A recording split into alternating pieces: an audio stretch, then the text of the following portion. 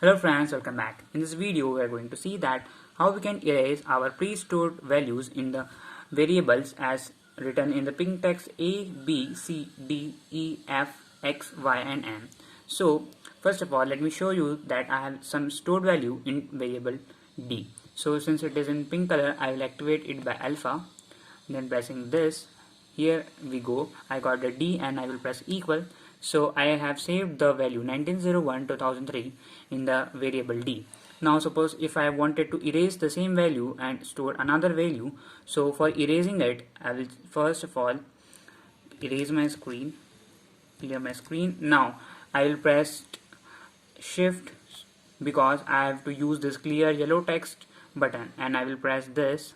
So here you can see our clear mode is activated, and in the third number I have all. So this is the clear all option. So since it is 3 at third place, I will press 3. Then it is asking reset all, and I will press equal. Then it will reset my whole calculator and it will be set to the normal condition. I'll press it equal again. So here we go. Now let's check that does my value again is saved in the D or not. So I will check it by pressing alpha, then D, then equal. So it's gone.